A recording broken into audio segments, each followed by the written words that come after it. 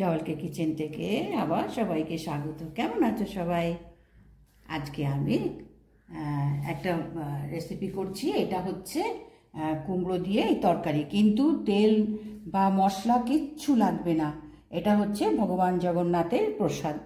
আমরা তো জানি যে পুরীতে ভগবান জগন্নাথকে রোজ 56 ভোগ দেওয়া হয়, এবং কত রকম যে ওরা বানায় তরি তরকারি, নানান রকম খিচুড়ি, তারপরে নানান রকমভাবে ভাত, পায়েস, তারপরে তোমার গিয়ে মিষ্টিতে মালপোয়া, খাজা, গজা, সে তো আমরা সবাই জানি।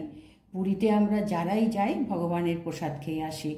এমন কোনো লোক নেই যে ভগবানের প্রসাদ না খেয়ে চলে এসছে। সেটা নাকি হয়ও না। ঈশ্বরের এমন মহিমা যে সেটা নাকি কেউ এড়াতে পারে না, সবাই সেখানে প্রসাদ খেয়ে আসে। তো আমরাও একবার গিয়েছিলাম, গিয়ে ঠাকুরের প্রসাদ খেয়ে এসেছি।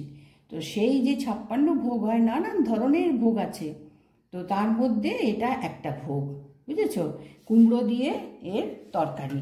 তো এর মধ্যে কি লাগছে দেখো, নারকোল, গুড় আর তেঁতুল। তেঁতুলটা আমি একটু জলে ভিজিয়ে রেখেছি, কেননা এর কাঠটা বের করে নিতে হবে।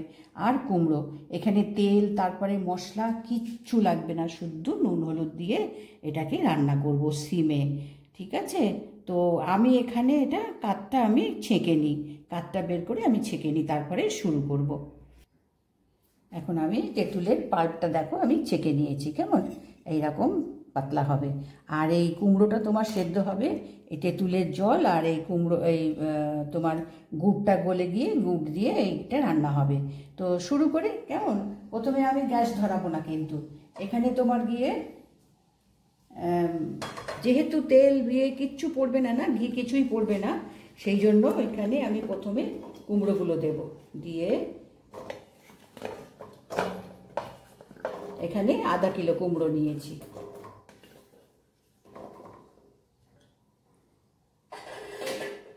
এর মধ্যে এবার আমি নুন আর একটু হলুদ দেব,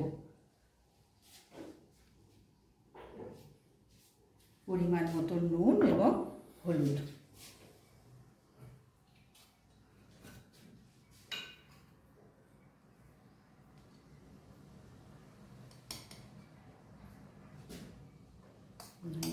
এই হলুদ দিলাম, এবার এখানে নুন দেব। নুনটাও পরিমাণ মতন হতে হবে, যাতে বেশি না হয়ে যায়।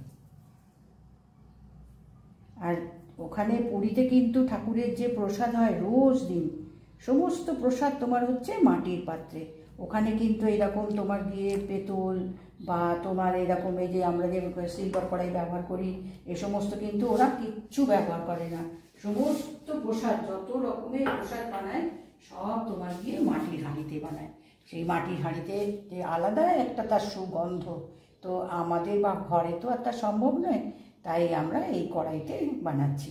তো এখানে আমি নুন হলুদ দিয়েছি, দিয়ে এবার একটু এটাকে মিশিয়ে আমি 5-10 মিনিট একটু ঢাকা দিয়ে রাখবো। এই যে নুন পড়েছে, নুন পড়ে এর থেকে একটু জল বেরোবে, সেইটা দিয়ে গ্যাসটা শুরু করব। আমি 5-10 মিনিট রেখে দিই ঢাকা দিয়ে। 10 মিনিট পরে দেখি একটু, কেমন একটু ঢেকে রেখেছিলাম। 10 মিনিট পরে নুন দিয়েছিলাম, নুন দিয়ে একটু জল বেরিয়েছে কিনা দেখি। হ্যাঁ দেখো, একটু জল বেরিয়ে এসছে। এবার আমি গ্যাসটা ধরাবো। এবার গ্যাসটা ধরিয়ে এটি কিন্তু সিমে করতে হবে, কারণ এখানে জল পড়বে না, এইটা সিমে তোমার গিয়ে নুন পড়েছে আর হলুদ পড়েছে, আর কোনো মশলা নেই, তেল নেই, ঘি নেই। জগন্নাথের প্রসাদে গল্প শুনেছি, মানে মশলা খুবই কম আছে। অন্য অন্য তরকারিতে মশলা দেয়, সর্ষেটা খুব বেশি ওরা ব্যবহার করে, গোলমরিচ, সর্ষে এগুলো খুব ব্যবহার করে। কিন্তু এই যে তরকারিটা আমি খেয়ে এসেছি, মানে দেখেছি, তো সেটাতে তোমার গিয়ে খুব একটা মশলা, মানে খুব একটা কিছুই মশলা করে না।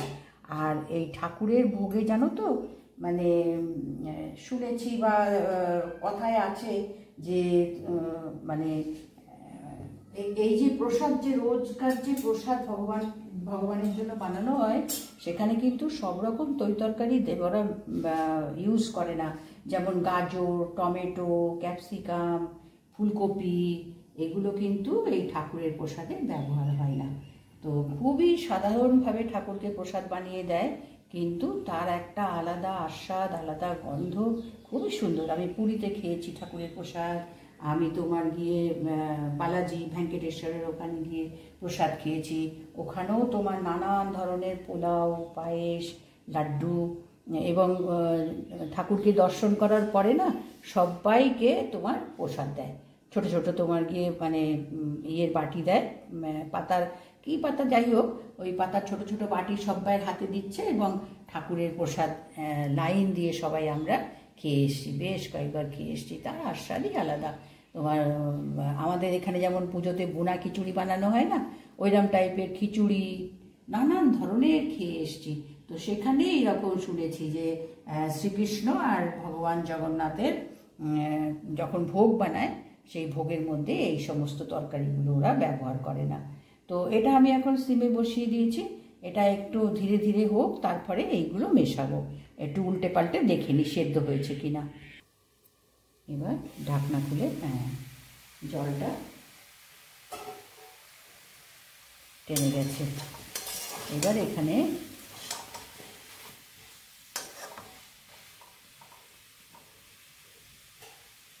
এখানে এই তেঁতুলের জলটা দেবো, যেটা আমি ছেঁকে বের করে নিয়েছি। কেমন? এবার নারকোলটা দেব, কাঁচা নারকোল কুড়িয়ে নিয়েছি, নারকোলটা দিলাম।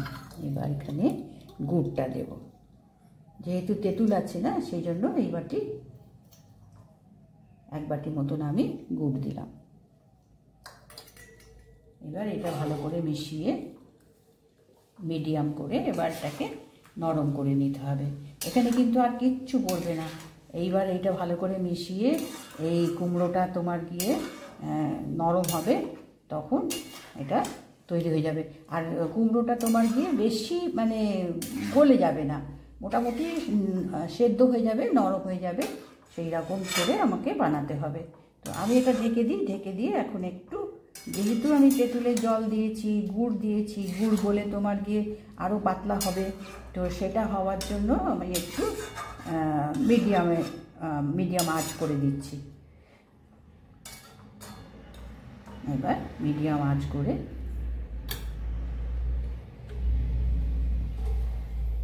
এটাকে সেদ্ধ হওয়ার জন্য ঢাকা দিয়ে দিলাম। এবার ঢাকনা খুলে দেখে নিই। হ্যাঁ, এর মধ্যে আমি একবার এসে নেড়ে চেড়ে দিয়ে গেছি। কেমন? একটু ওপর নিচ করে না দিলে তো নিচে লেগে যাবে, মিষ্টি পড়েছে।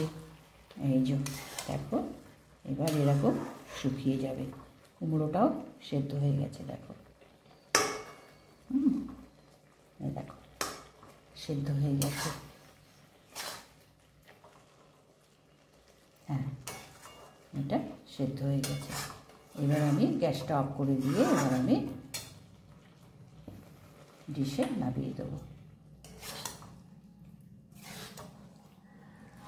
কত সহজে ঠাকুরের এরকম ভোগ বানায়, আর সেই মানে প্রসাদ যারা খেয়েছে তারা প্রত্যেকেই জানে কত সুস্বাদু, কত মানে খেতে ভালো লাগে ঠাকুরের প্রসাদ। তো আমি এটা এখন প্লেটে তুলে দিই।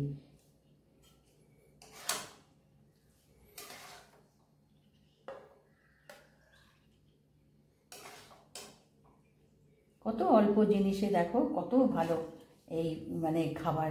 ঈশ্বরকে ভোগ দেওয়া, উনি যে সব, আমাদের জন্য তো উনিই সব করেন। দেখো এরকম সহজ, কত উপকারী এগুলো, যেগুলো আমরা বানালাম দিয়ে। এটা